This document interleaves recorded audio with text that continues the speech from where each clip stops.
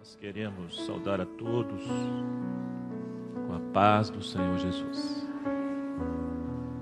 O texto da mensagem está no livro do profeta Isaías, capítulo 38.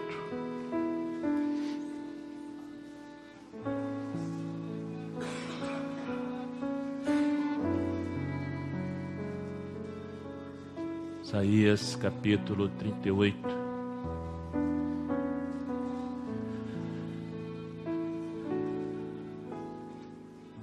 Naqueles dias, Ezequias adoeceu de uma enfermidade mortal. E veio a ele Isaías, filho de Amós, o profeta. Ele disse: assim diz o Senhor, põe em ordem a tua casa, porque morrerás e não viverás. Então virou Ezequias o seu rosto para a parede e orou ao Senhor. Guardem esse versículo. Então virou Ezequias o seu rosto para a parede e orou ao Senhor. E disse: Senhor, lembra-te, peço-te, de que andei diante de ti em verdade e com o coração perfeito, e fiz o que era reto aos teus olhos. Guardem esse versículo agora. E chorou Ezequias muitíssimo. Foi pouco não. Chorou Ezequias muitíssimo. Então veio a palavra do Senhor a Isaías dizendo: vai e dize Ezequias, assim diz o Senhor, o Deus de Davi teu pai, ouvi a tua oração e vi as tuas lágrimas. Eis que acrescentarei aos teus dias 15 anos. Amém. Podemos sentar, queridos. Amanhã nós vamos iniciar aqui na igreja de Mar Azul uma assistência especial às famílias. Alguns dias atrás encerramos uma assistência aos casais. Eu estava dizendo hoje para a igreja aqui de manhã cedo, aqueles que aqui vieram na escola bíblica, que às vezes nós vamos levando uma vida espiritual assim, meio superficial, quando na verdade o Espírito Santo tem um projeto espiritual para a minha vida e para a sua vida. E nós discernimos diante dos dons que o Senhor deu, que o Senhor quer uma ênfase este ano aqui em Mar Azul de assistência às famílias da igreja. Portanto, aqui na igreja de Mar Azul, nós não oraremos pelas famílias só naquele mês de orientação. Nós vamos orar o ano inteiro pelas famílias aqui em Mar Azul. Vamos nos lares visitar, vamos impor as mãos, vamos jejuar. Na próxima sexta-feira tem uma vigília aqui, 8 horas da noite, em favor das famílias da igreja. Porque o Espírito Santo tem um projeto espiritual para cada um de nós. Fico pensando, meus queridos, se meus avós eram mais crentes que eu. Fico pensando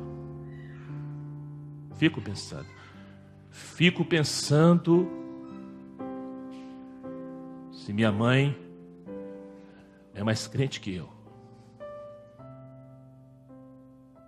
Fico pensando se os pais que estão aqui hoje serão mais crentes que os filhos que estão aqui. Fico pensando nisso. Porque parece que cada dia que passa, a vida espiritual vai ficando muito superficial e muito sem compromisso. É uma impressão que eu tenho. Quero estar enganado.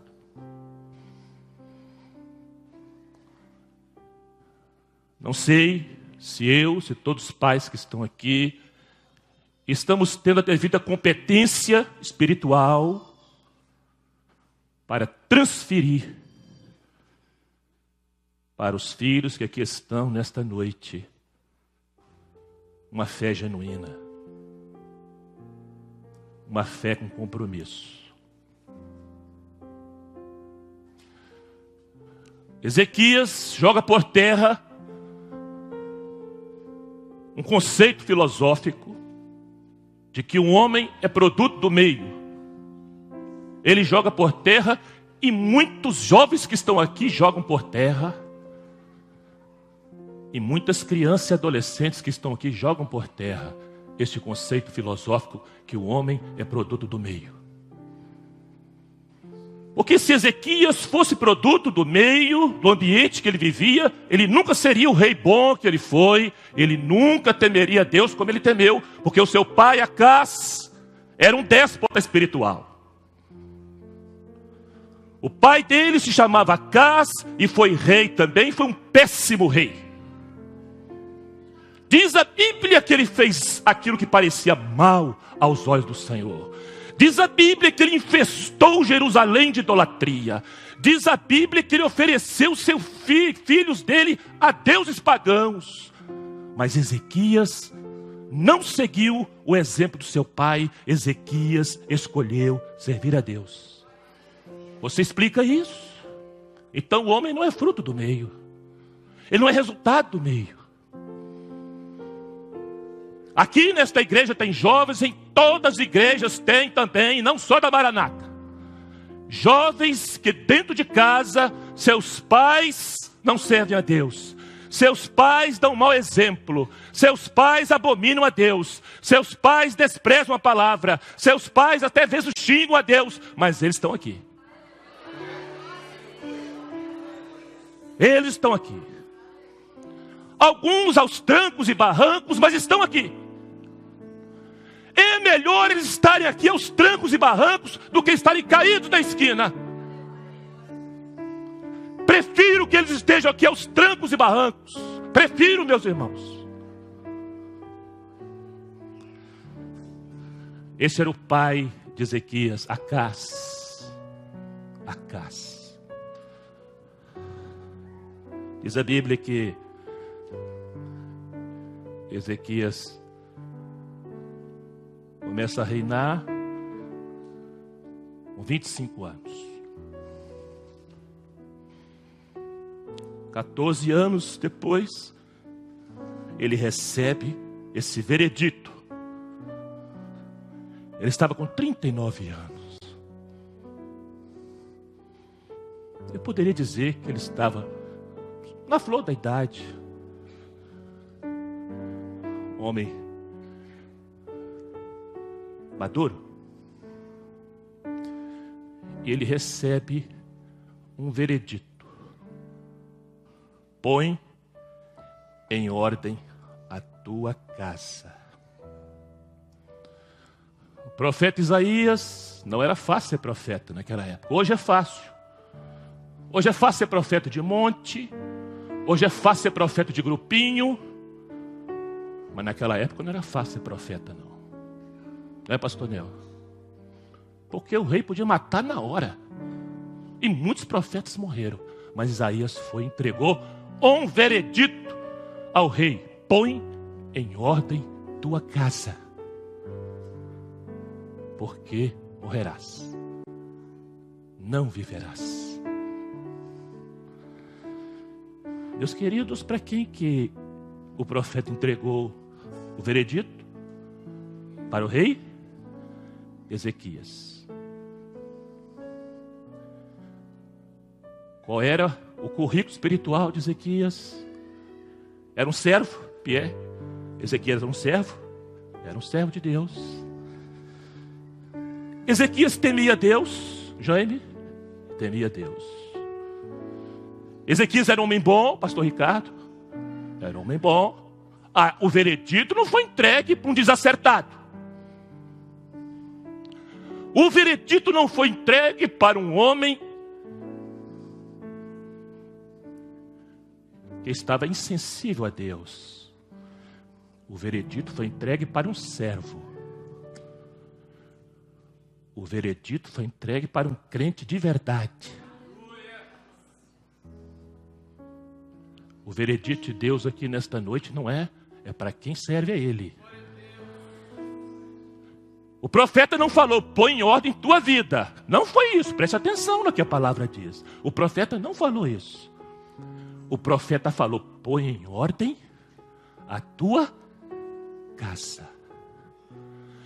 O profeta falou para um homem que temia a Deus, para um homem que servia a Deus, para um homem bom, que fazia o que era reto aos olhos do Senhor.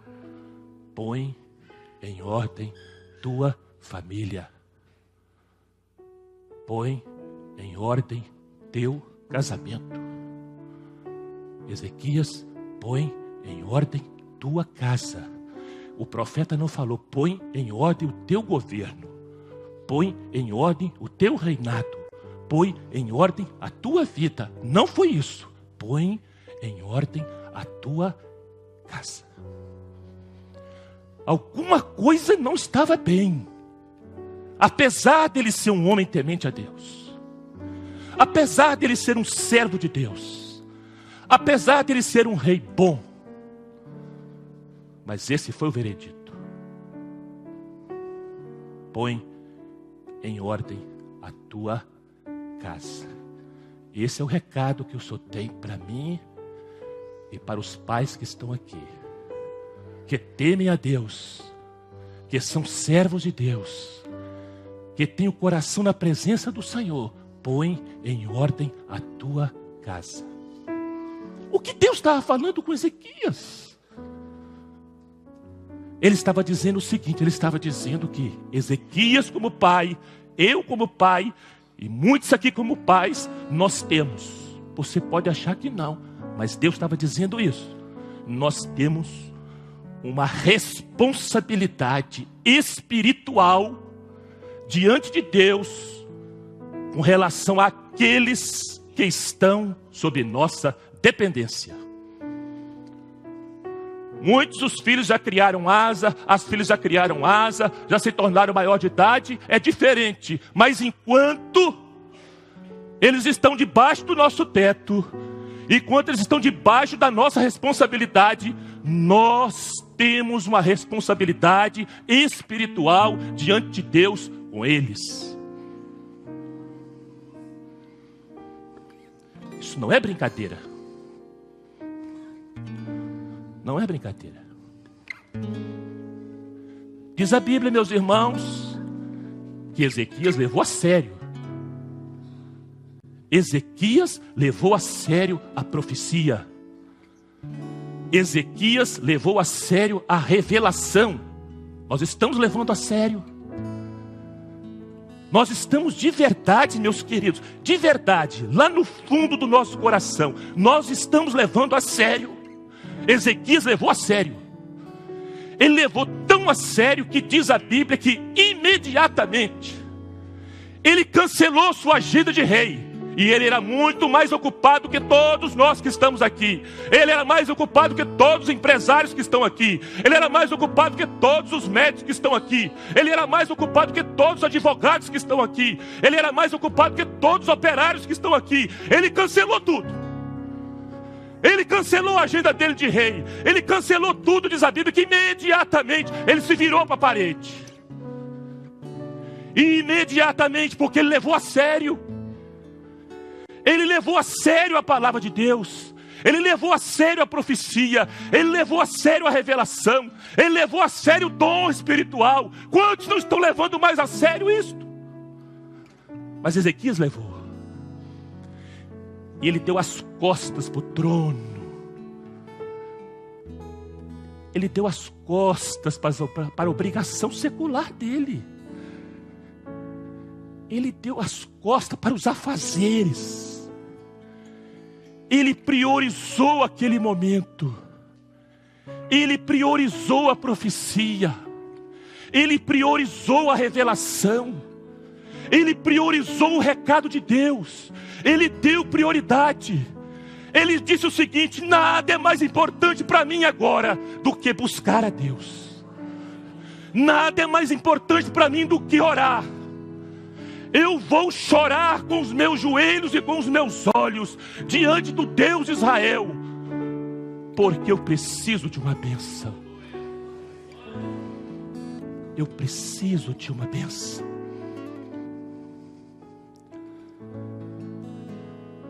Queridos,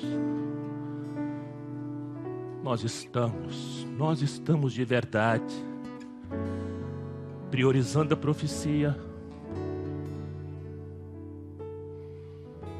Nós estamos de verdade priorizando o profético. Nós estamos de verdade priorizando o dom espiritual. Nós estamos mudando nossa agenda. Nós estamos invertendo a nossa agenda organizacional em função do espiritual, em função daquilo que é profético, em função da profecia. Tomara a Deus. Tomara a Deus. Ezequias fez isto. Ezequias priorizou, ele levou a sério. Muitos crentes hoje da Maranata não levam mais a sério as revelações, mas Ezequias levou a sério.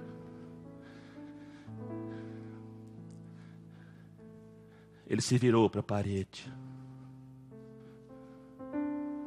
Ele priorizou. Quando ele se vira para a parede, ele priorizou uma coisa interessante. Ele priorizou a privacidade dele com Deus.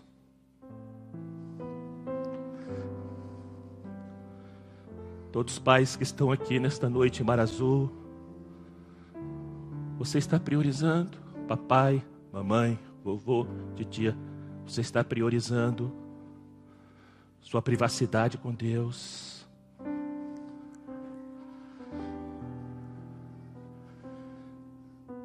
O que aconteceu?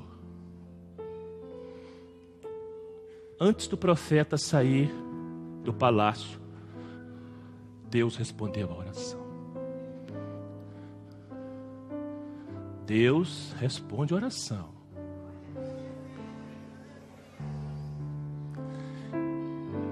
E há orações que Ele responde na hora.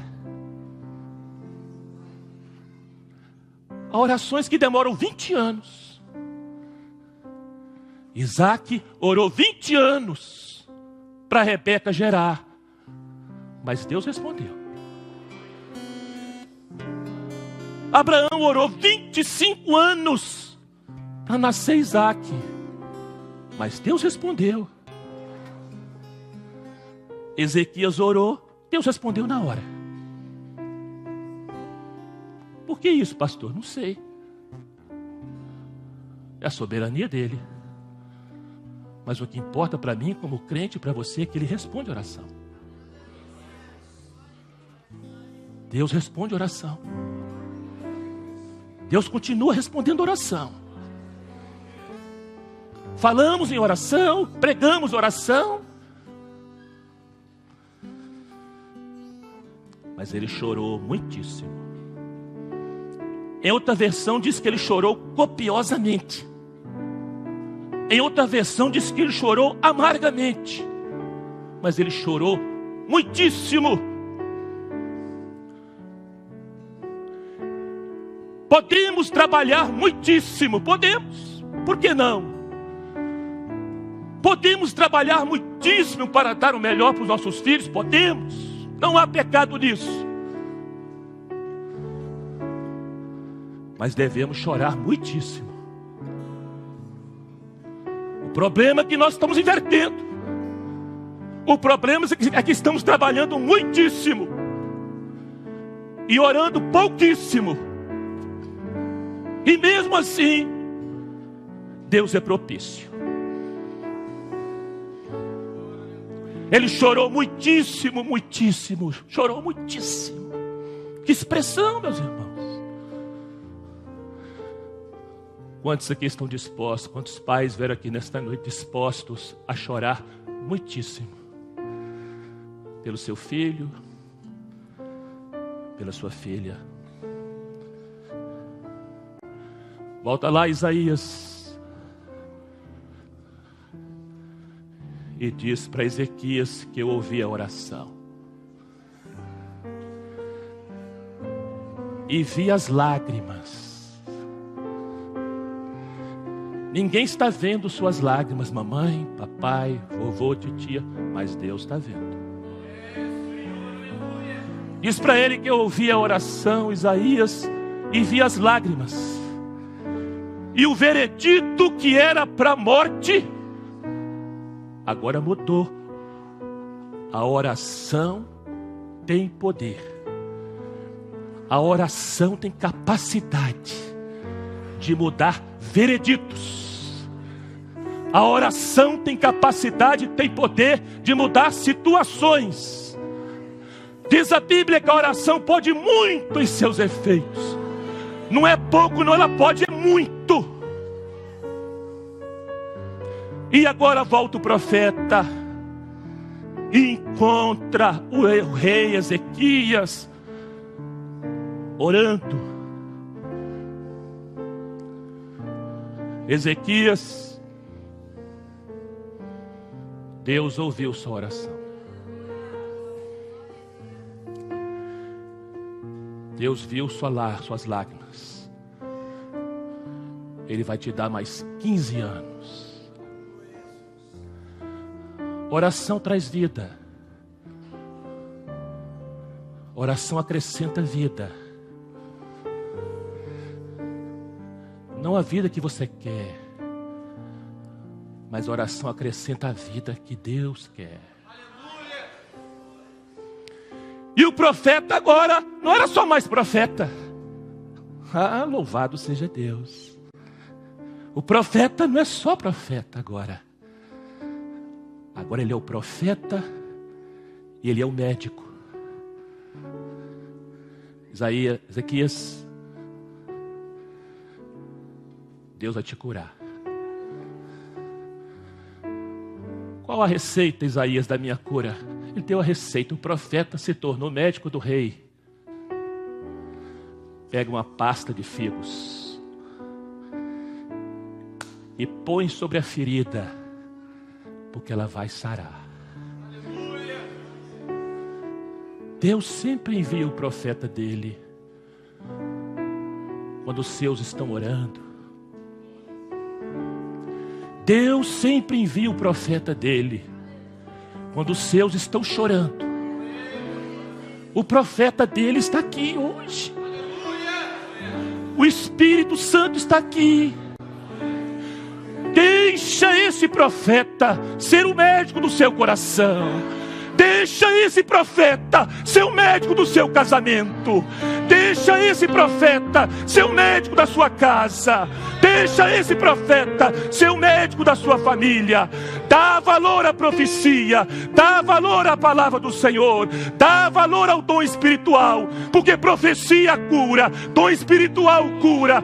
Profecia que vem de Deus liberta. Profecia que vem de Deus dá saúde espiritual. Onde está a tua dor? Onde está o teu sofrimento? Deixa o profeta, deixa o Espírito Santo ser o médico da sua vida. Ouve o que o Espírito Santo diz. Dá ouvidos à voz do Espírito Santo, porque ele não vai ser só profeta não, ele vai ser médico também.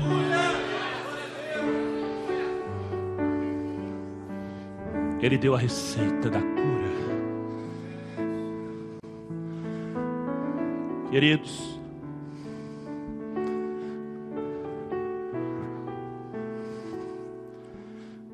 parece que você lê a palavra, para aqueles que ainda leem a palavra ainda, né? Parece que ele chorou só por aquele momento. Parece que ele chorou só porque estava com medo de morrer. Você tem medo de morrer? Eu tenho. Eu quero viver mais. estou preparado ainda para ver minha filha casar, mas eu quero que ela case. Os rapazes eu estou preparado.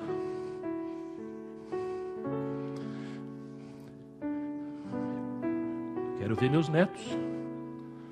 Se Jesus não voltar. Parece que ele chorou só por causa daquele momento, mas a profecia era: põe em ordem tua casa. Ezequias, põe em ordem. Diz não, não tiver que dizer não, Ezequias. Diz não. Diz sim, quando puder dizer sim. E diga não, quando tiver que dizer não. Está difícil dizer não.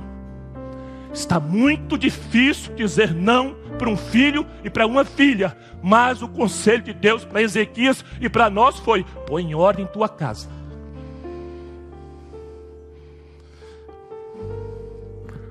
Mais 15 anos. 3 anos depois dessa profecia, nasce um filho. Não é, pastor Nel? Manassés. Depois que ele chorou muito, depois que ele deu as costas para o trono, depois que ele priorizou a revelação, que ele priorizou a profecia, 3 anos depois nasce Manassés.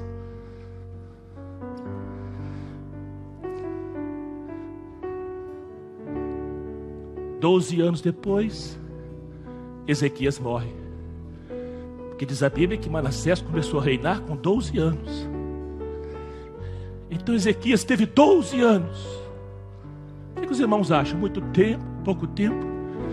Deus deu a ele 12 anos para ele colocar em ordem a casa dele.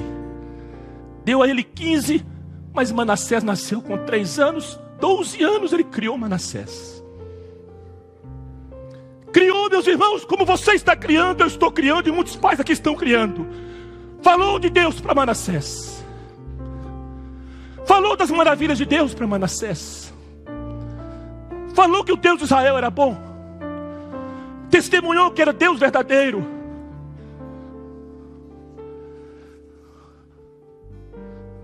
Que adiantou? O que adiantou, meus irmãos? Sabe por quê?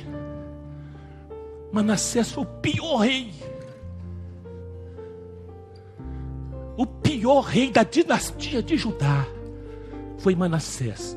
Se os irmãos interessarem pela palavra, segundo Crônicas 33, depois você lê, eu resumi aqui.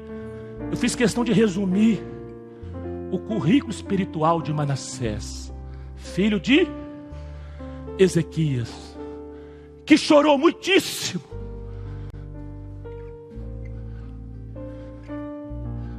Segundo Crônicas 33, de 1 a 10, fez o que era mal aos olhos do Senhor. Filho de Ezequias, criado como eu estou criando meu filho, você está criando pai e mãe que temem a Deus. A palavra é para nós. A palavra é para mim primeiro. Praticou todo tipo de abominação aos olhos do Senhor. Enquanto Ezequias escolheu servir a Deus com o mau exemplo de Acás, Manassés escolheu contrariar a Deus com o bom exemplo de Ezequias. Diz a Bíblia que levantou altares a Baalins, prostrou-se, adorou todo tipo de ídolos pagãos, edificou altares astrológicos dentro do templo, dentro da casa de Deus. Ofereceu e queimou seus filhos em oferendas a deuses pagãos. Manassés, filho de Ezequias, usou de adivinhações, usou de agouros, usou de feitiçarias, consultou adivinhos e encantadores. Manassés. Depois que Ezequias chorou muitíssimo, depois que Ezequias valorizou a profecia, meus irmãos, põe em ordem a tua casa. Eu pergunto aos irmãos aqui, queridos, você pai, você mãe, quantas vezes você entra no seu quarto, você chora, o que está adiantando, Senhor? Hein, irmã Lúcia? O que está adiantando, Senhor? Eu mais uma vigília? O que está adiantando uma madrugada? O que está adiantando o meu testemunho? Diz a Bíblia, meus irmãos, que ele não fez mal só não. Diz a Bíblia que ele fez muitíssimo mal, enquanto Ezequias chorou muitíssimo. A Bíblia diz que Manassés fez muitíssimo mal aos olhos do Senhor.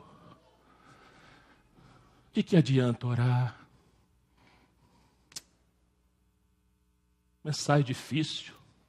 Difícil. De que adianta? Chorar, chorar, chorar, chorar. Esse é o filho de Ezequias. Seu filho é pior do que Ezequias? Do que Manassés? Hein? Sua filha é pior do que Manassés? Ou é igual? Ou é menos? Você também está desanimando? Por que você não vem mais à escola bíblica dominical? Cansado? Cansada? Os jovens estão cansados.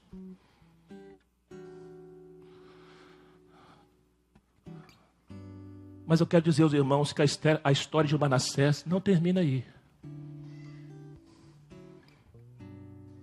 Entendeu, Pierre? A história de Manassés não termina aqui, não.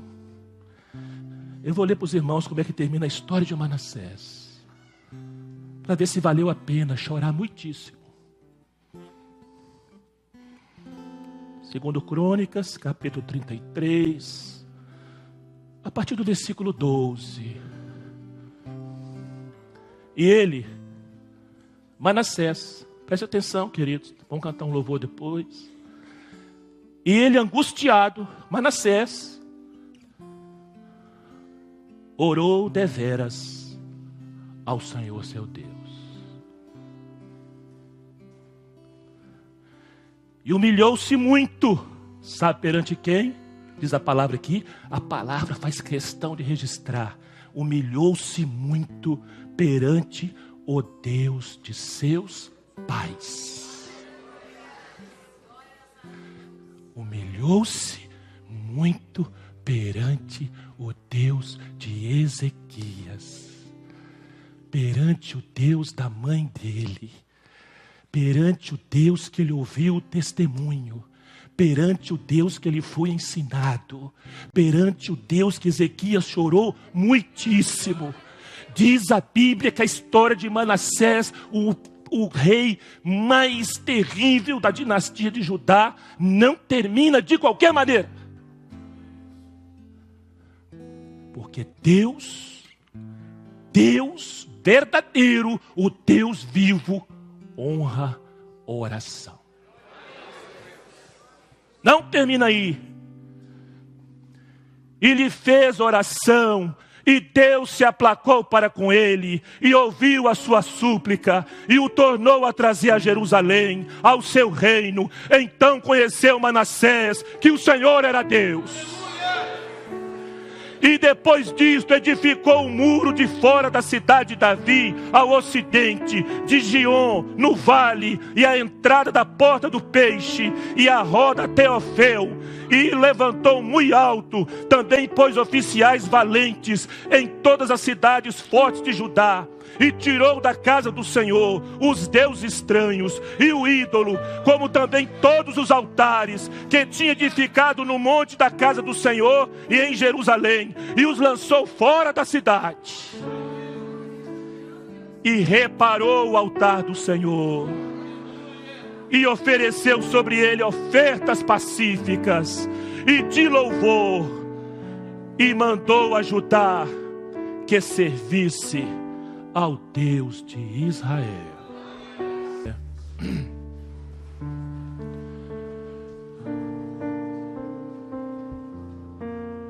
que adianta eu pregar?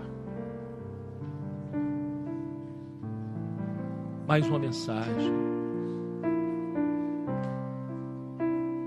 Se nós realmente não chorarmos muito.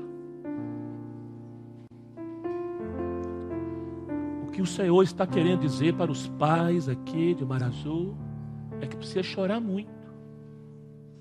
Muitíssimo.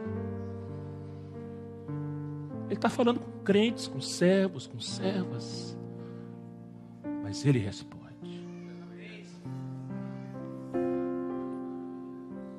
Deus responde orações. Eu tenho certeza que nenhum pai, nenhuma mãe tem nenhum filho ou filha como Manassés.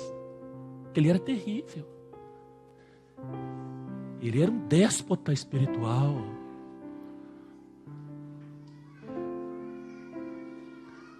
E se Deus respondeu o choro de Ezequias, o choro de Ezequias não secou-se naquela parede.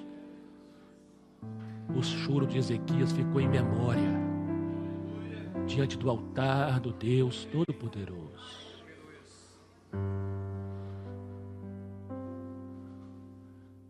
E no final da vida de Manassés, ele se humilhou,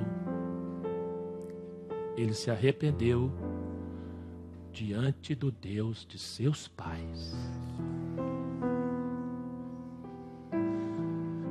Irmãos, estão vivendo uma epidemia de gravidez precoce.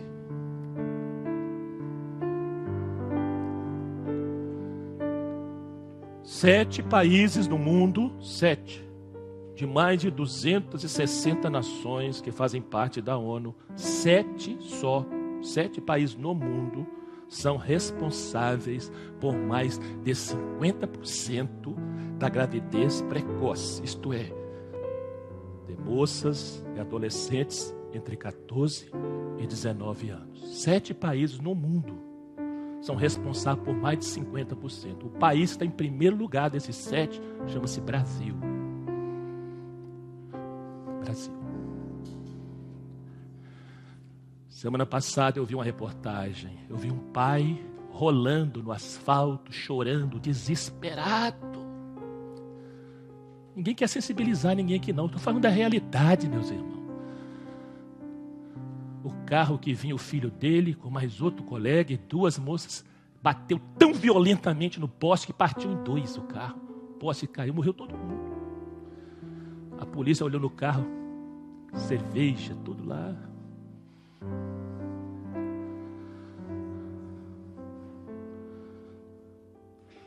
As professoras que estão aqui nesta noite, que eu pedi para convocar,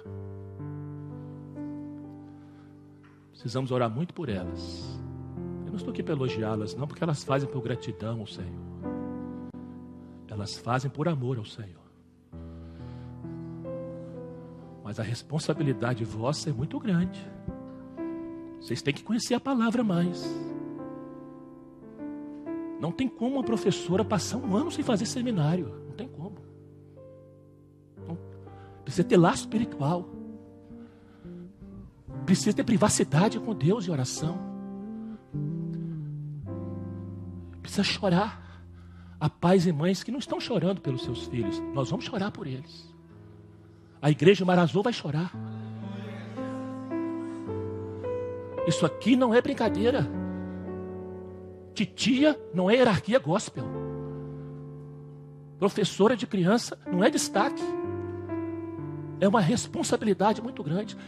Para mim como pastor, desculpe, para mim como pastor, eu penso que a maior responsabilidade espiritual numa igreja, depois do ministério, está sobre as irmãs. De criança, intermediária e adolescente. Porque eu não sei se eles vão ser crentes melhores do que nós. Eu não sei quantos estão aqui nesta igreja, nesta noite, meus irmãos, que ouviram o evangelho do pai e da mãe. Eu sei que Carlinhos ouviu, está ali. Eu ouvi o evangelho da minha mãe. Muitos aqui ouviram o evangelho da mãe e do pai. Por isso estão aqui. Louvado seja Deus por isso. Louvado seja Deus por isso. Mas eu não sei quantos pais mais estão fazendo culto no lar. Não tem mais agenda na nossa vida para o culto no lar. Gostem de que eu fale ou não, mas eu vou falar aquilo que Deus mandou eu falar. Culto no lar é uma revelação, é uma orientação. E muitos lares de crentes estão tendo problemas e lutas simplesmente porque não conseguem reunir 10 minutos no lar para orar. Para ensinar o filho e a filha, vamos orar aqui e agradecer ao Senhor pelo feijão com arroz que nós comemos hoje. Pelo emprego que o papai tem.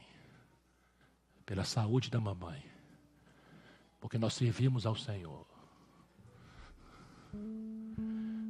Ezequias chorou muitíssimo. Manassés fez muitíssimo mal. Mas o choro venceu. A oração vence. A oração vence. Parece que não, mas a oração vence.